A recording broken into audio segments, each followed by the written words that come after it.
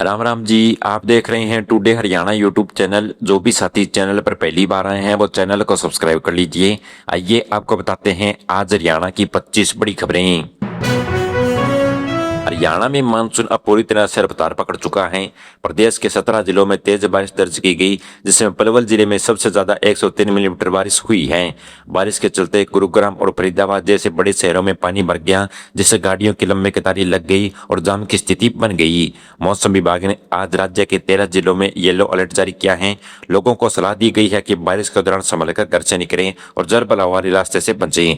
मौसम विभाग के मुताबिक अगले 2 दिनों तक राज्य में ऐसे ही मौसम बना रहेगा। सिरसा जिले के चोपटा इलाके में गुडियाखेड़ा माइनर अचानक नहर टूट गई। नहर का किनारा लगभग 20 फीट चौड़ा कट गया, जिससे भारी मात्रा में सीधे पानी आसपास के खेतों में भर गया। इस हादसे की वजह से किसानों के करीब 12 एकड़ में लगी धान और मूंगफली की फसलें पूरी तरह पानी में डूब गई। एक तरफ किसान पहले ही सिंचाई के पानी की कमी से परेशान थे, वहीं दूसरी तरफ नहर टूटने से उनकी मेहनत पर पानी फिर गया। पीड़ित किसानों ने नुकसान का जायजा लेकर सरकार से तुरंत मुआवजे की मांग की है, ताकि उन्हें इस नुकसान से राहत मिल सके। सोनीपत में किसानों की मदद के लिए खेती से जुड़े उपकरणों पर सब्सिडी देने की प्रक्रिया शुरू की गई है। सरकार की योजना के तहत रोटावेटर और लेजर जैसे आधुनिक यंत्रों के वितरण के लिए ड्रॉ निकाला गया है। इस पूरी प्रक्रिया के जरिए जिले के 983 किसानों का चयन किया गया है। अधिकारियों की मौजूदगी में हुए इस कार्यक्रम का मकसद किसानों को कम लागत में आधुनिक मशीनें उपलब्ध कराना है। इस योजना का लाभ मिलने से किसान अपने खेत की जुताई के लिए समतलीकरण का काम आसानी से कर सकेंगे, जिससे समय और पैसे दोनों की बड़ी बचत होगी। चरखी दादरी जिले में हुई अच्छी बारिश ने स्थानीय किसानों के चेहरों पर खुशी ला दी है। पिछले कई दिनों से कड़क धूप और गर्मी के कारण फसलें सूखने के कगार पर पहुंच चुकी थी। इस ताजा बारिश ने खेतों में खड़ी फसलों को नया जीवन देने का काम किया है। कृषि विशेषज्ञों का कहना है कि इस समय पानी मिलने से पौधों की बढ़वार काफी तेजी होगी। बारिश के बाद अब खेतों में खाद और यूरिया की मांग बढ़ने की उम्मीद है। किसानों का मानना है कि अगर मौसम ऐसे ही मेहरबान रहा तो इस बार फसल की पैदावार काफी बढ़िया और फायदेमंद होगी। फरीदाबाद की मशहूर डबुआ मंडी में इन दिनों फल और सब्जियों की कीमतों में उतार चढ़ाव देखने को मिल रहा है। हाल ही के दिनों में हुई बारिश के कारण मंडी में सब्जियों की आवक असर पर पड़ा है, जिससे कुछ हरी सब्जियां और फलें के रेट बढ़ गए हैं। वहीं कुछ चीजों के दामों में मामूली गिरावट दर्ज की गई है। मंडी के व्यापारियों का कहना है कि मानसून के दौरान रास्ते में पानी भरने और गाड़ियों के लेट होने से माल खराब होने का खतरा रहता है, और आने वाले दिनों में अगर बारिश ऐसे ही जारी रहती है तो सब्जियों की कीमतों में थोड़ी और बढ़ सकती है। बहादुरगढ़ के कॉलेजों में दाखिला लेने वाले छात्रों के लिए बड़ी खबर है। ग्रेजुएशन से पहले साल एडमिशन के लिए आज की पहली मेरिट लिस्ट जारी कर दी गई है। जिन छात्रों का नाम इस लिस्ट में आया है वे 27 जुलाई तक अपनी फीस जमा करानी होगी। इसके साथ ही पोस्ट ग्रेजुएशन यानी पीजी कोर्स में दाखिला लेने के लिए रजिस्ट्रेशन शुरुआत कर दी गई है। कॉलेज प्रशासन ने छात्रों से अपील की है कि वे समय रहते अपने दस्तावेज जाँच कर लें और तय तारीख से पहले फीस भरकर दाखिला पक्का कर लें, ताकि बाद में कोई परेशानी न हो। हरियाणा अध्यापक पात्रता परीक्षा यानी एचटेट का इंतजार कर रहे उम्मीदवारों के लिए राहत की खबर है। बोर्ड ने परीक्षा का रिजल्ट पूरी तरह तैयार कर लिया है और जल्द ही इसे आधिकारिक घोषणा कर दी जाएगी। इस बार परीक्षा में आए कुछ गलत सवालों और विकल्पों को लेकर 18,000 से ज्यादा आपत्तियां दर्ज की गई हैं। टीम ने इन सभी शिकायतों की जांच की है। गलत प्रश्नों के बदले अभ्यर्थियों को ग्रेस मार्क दिए जाएंगे। बोर्ड का कहना है कि रिजल्ट एकदम पारदर्शी तरीके से तैयार किया गया है और इसे बहुत ही जल्द वेबसाइट पर अपलोड कर दिया जाएगा। हरियाणा के मुख्यमंत्री नायब सिंह सैनी ने 8 जुलाई को सिरसा के दौरे पर आने वाले हैं। वे पंचायत भवन में आयोजित कष्ट निवारण समिति की बैठक में हिस्सा लेंगे और सीधे लोगों की शिकायतें सुनेंगे। इस बैठक में 16 नई शिकायतों के साथ साथ पुरानी लंबित फाइलों पर भी चर्चा की जाएगी। मुख्यमंत्री के आगमन को देखते हुए स्थानीय प्रशासन पूरी तरह अलर्ट मोड पर आ गया है। सुरक्षा के कड़े इंतजाम किए गए हैं और शहर के कई प्रमुख रास्तों पर नाकेबंदी भी की गई है। अधिकारियों को निर्देश दिए गए हैं कि आम जनता की समस्याओं का मौके पर निपटारा किया जाएगा। जेल से रिहा हुए संत रामपाल ने भगवान श्री राम पर अपने पुराने बयान को लेकर सफाई दी है। फतेहाबाद से आए लोगों से बातचीत के दौरान उन्होंने कहा कि उनके मन में भगवान श्री राम के प्रति पूरा सम्मान है। उन्होंने स्पष्ट किया कि उनका मकसद किसी धार्मिक भावनाओं को ठेस पहुंचाना नहीं था, बल्कि वे केवल धर्म के नाम पर फैले पाखंड और दिखावे का विरोध कर रहे हैं। अयोध्या राम मंदिर को चढ़ावे को लेकर अपने बयान पर उन्होंने स्थिति साफ की है। रामपाल ने कहा कि अपने शब्दों को गलत तरीके से पेश किया गया है और वे हर धर्म का आदर करते हैं। चरखी दादरी से एक हैरान करने वाला मामला सामने आया। यहाँ एक युवक अपने दोस्तों के साथ हरिद्वार घूमने जाने के लालच में आकर घर के अंदर सोने चांदी के गहने चुरा लिए। जब मां को घर में रखे गहने गायब मिले तो उन्होंने पुलिस में शिकायत दर्ज कराई।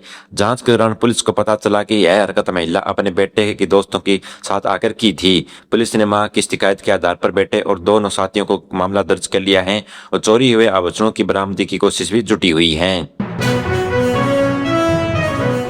सिरसा में मानसून की पहली ही तेज बारिश ने पूरे शहर का बेहाल कर दिया है। बुधवार सुबह लगातार करीब 4 घंटे तक पानी बरसा, जिससे मुख्य सड़कें जलगमन हो गई। बस स्टैंड के आसपास घुटनों तक पानी भर गया, जिसके चलते कई गाड़ियां रास्ते में बंद हो गई और लोगों को दिक्कतों का सामना करना पड़ा। हालांकि इस बरसात से किसानों को धान की फसल के लिए राहत मिली है, लेकिन शहर नाले जैसी पोल खुल चुकी है। जगह जगह पानी बढ़ने से आम लोगों को आने जाने में भारी परेशानी का सामना करना पड़ रहा है। कुरुक्षेत्र में आज को ग्रीवेज समिति की एक अहम बैठक रखी गई है। इस बैठक में अगुवाई हरियाणा के कैबिनेट मंत्री कृष्णलाल पवार ने की है। मीटिंग के दौरान कुल 11 शिकायतें पर सुनवाई की जाएगी। इनमें 5 मामले ऐसे थे जो पिछली बैठकों में अटक गए थे, वो हल किए जाएंगे। मंत्री ने अधिकारियों को कड़े निर्देश दिए हैं कि जनता को समस्याओं को बिना किसी देरी के तुरंत समाधान किया जाए। इस मौके पर जिले के कई बड़े प्रशासनिक अधिकारी भी मौजूद रहेंगे ताकि जमीनी स्तर पर फैसले लिया जा सके। पंजाब और हरियाणा को जोड़ने वाले शंभू बॉर्डर पर लगभग 11 घंटे बंद रहने के बाद राहगीरों को भारी परेशानी हुई। रास्ता बंद होने की वजह से दिल्ली से पंजाब जाने वाली गाड़ियों को लंबा चक्कर लगाकर आना पड़ा। इससे यात्रियों को काफी समय खराब हुआ और पेट्रोल और डीजल का खर्च भी बढ़ गया। सबसे ज्यादा नुकसान फल और सब्जी वाले जरूरी सामान ढोने वाले ट्रक ड्राइवरों को उठाना पड़ा। लोगों ने प्रशासन से मांग की है कि इस रास्ते के जाम को जल्द से जल्द पूरी तरह खुलवाया जाए। गुरुग्राम से मानेसर के बीच सफर करने वाले लोगों के लिए राहत की खबर है। दादी चौक सड़क पर लंबे लगे जाम से मुक्ति दिलाने के लिए जेडीएम ने 6 नया लाइन फ्लाईओवर बनाने का फैसला लिया है। अगस्त से पहले हफ्ते में इसका टेंडर जारी कर दिया जाएगा। इसे 1.5 साल पहले पूरे करने का लक्ष्य था। इस पुल के बनने से आसपास के 4 बड़े सेक्टरों को सीधा फायदा पहुंचेगा। इसके बाद द्वारका एक्सप्रेस से मानेसर तक गाड़ियों को रोके बिना आसानी से निकल सकेगी, जिससे पेट्रोल और समय की दोनों की बचत होगी। सड़क दुर्घटनाओं को रोकने के लिए गुरुग्राम पुलिस ने एक नया कदम उठाया है। डीसीपी ट्रैफिक प्रतिकर गहलोत ने खुद पुलिस टीम के साथ सड़कों पर उतरकर सेक्टर 53 अवैध पंचायत जैसे खतरनाक मोड़ का जायजा लिया। पुलिस अब शहर के ऐसे सभी ब्लैक स्पॉट्स की सूचना बना रही है जहां बार बार हादसे होते हैं। इन जगहों पर नई लाइटें, स्केटिंग बोर्ड और रास्ते कनेक्ट की रही हैं। इसके लिए तकनीकी टीम बनाई जा रही है जो अपनी जांच रिपोर्ट सौंपेगी ताकि सफर को सुरक्षित बनाया जा सके। मशहूर समाज सेवी सोनम बाजू की सेहत बिगड़ने के बाद अब उन्हें गुरुग्राम के मेदाता अस्पताल में भर्ती कराया गया है। दिल्ली हाईकोर्ट के आदेश के बाद उन्हें सफरगत से लाया गया था। मेदाता ने डॉक्टरों की एक खास टीम उनके स्वास्थ्य पर लगातार जांच कर रही है। कोर्ट की हिदायत पर अस्पताल परिसर में सुरक्षा के कड़े इंतजाम किए गए हैं। देशभर में उनके समर्थक जल्द स्वस्थ होने की प्रार्थना भी कर रहे हैं और डॉक्टरों का कहना है कि उनकी स्थिति पर नजर रखी जा रही है और जल्द से जल्द उन्हें हेल्थ अपडेट कर दिया जाएगा।